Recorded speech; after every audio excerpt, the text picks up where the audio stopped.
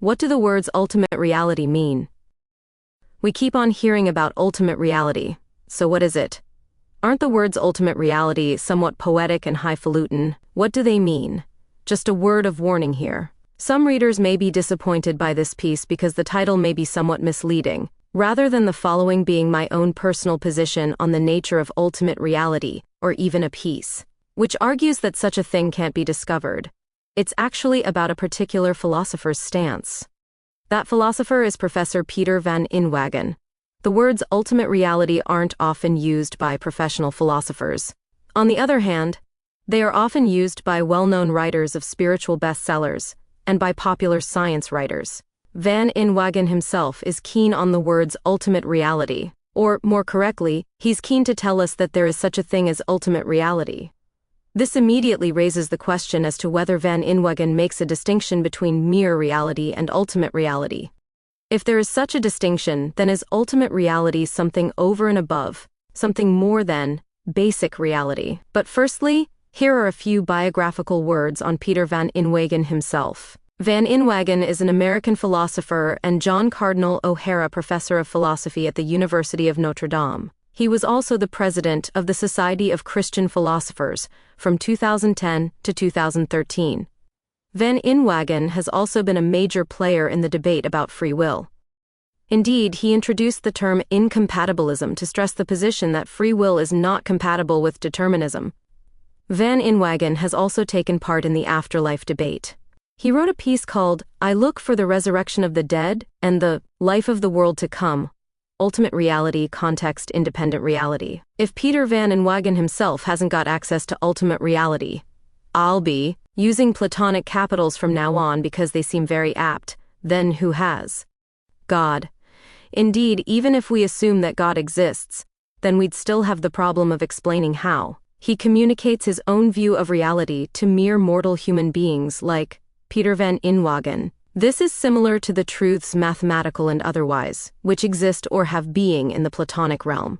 Even if such a place exists or has being, then there would still be a question as to how human beings get hold of its pristine truths without polluting them with terrestrial or contingent detritus.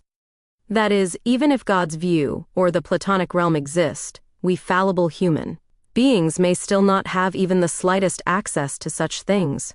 And even if we did have access to such things, how would we know that we did so? On the other hand, why should we ever accept that other individuals have access to God's view or the Platonic realm, even if we don't?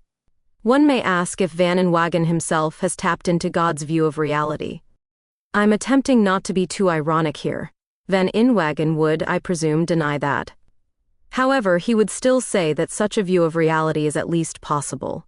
That is, the quest for ultimate reality is actually a philosophical ideal. It's something we must strive toward, even if we can never get there. In that sense, perhaps Van Inwagen is echoing the following often quoted words written in 1931 from Albert Einstein: "To know what is impenetrable to us really exists, manifesting itself as the highest wisdom and the most radiant beauty which our dull faculties can comprehend only in their most primitive forms. This knowledge, this feeling is at the center of true religiousness."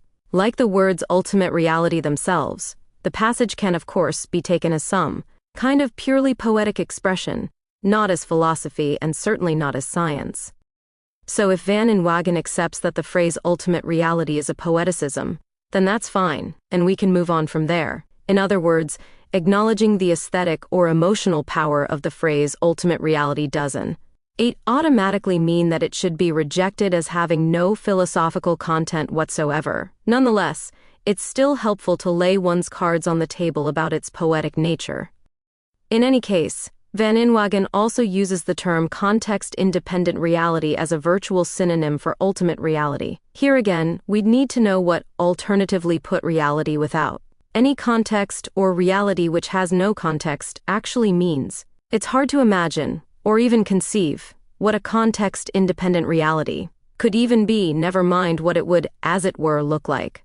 Thus, such a thing may well fail the test of conceivability. See David Chalmers here. That may not matter much. After all, many things could exist or have being, which we could never conceive of.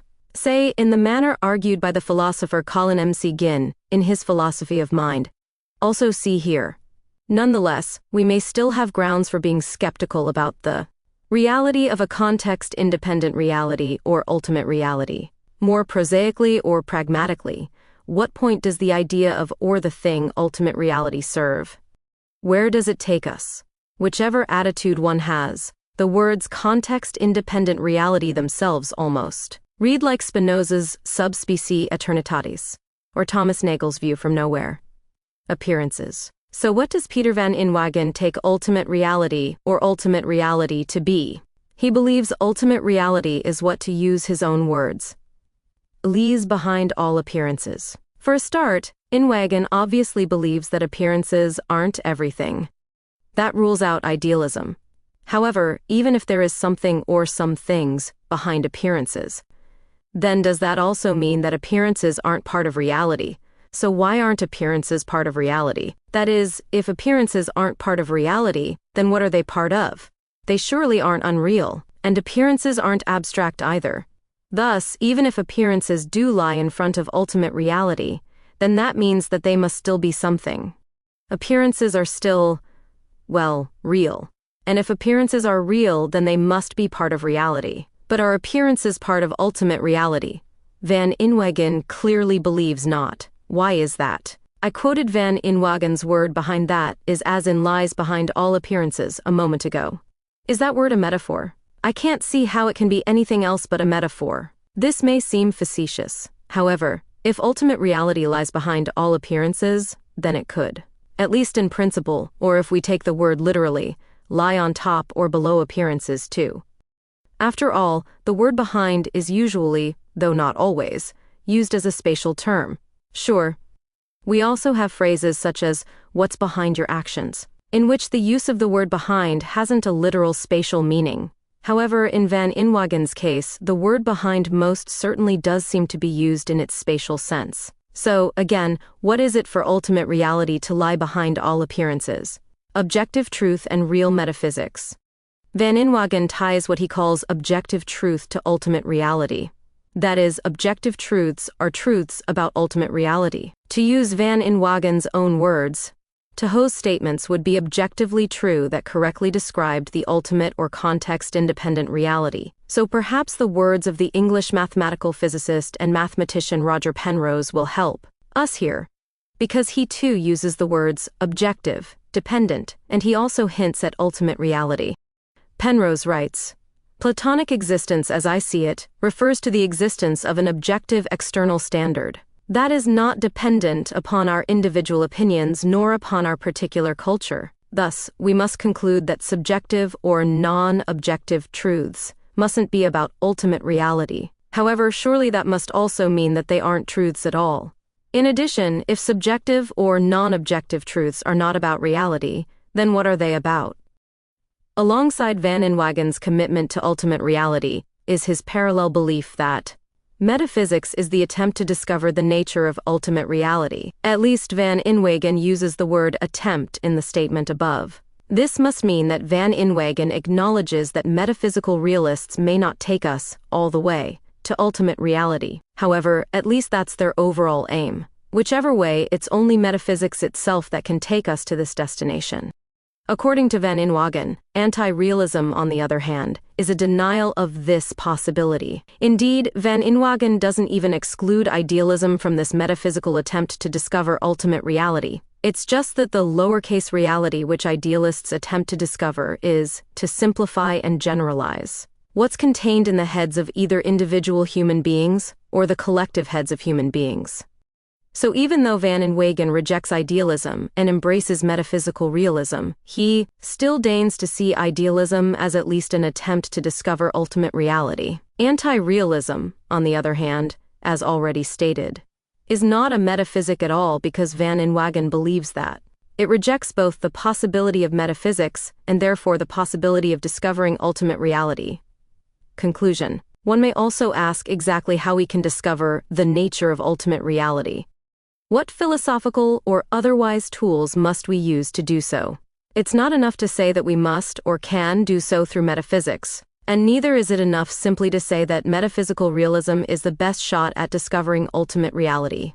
We'd also need to know why metaphysical realism is the best shot. What's more, simply because a metaphysical realist, or Peter van Inwagen, is committed to the existence or being of ultimate reality, and also believes that metaphysical realism is the means to discover ultimate reality, then that doesn't necessarily mean that metaphysical realism is the means to discover ultimate reality. So which philosophical and logical tools, concepts, emotional or personal standpoints, ways of thinking, other than thinking that metaphysical realism is the way, etc., are used by metaphysical realists? And why do they, or why can they, at least in principle, take us to ultimate reality? Again, it's no use ostentatiously proclaiming that metaphysical realism is the means to discover what lies behind all appearances if that claim isn't backed up with results that other philosophers, scientists, and laypeople can agree upon. In other words, we'd need to know how such philosophical and logical tools do lead us to something as grand as ultimate reality. The apeiron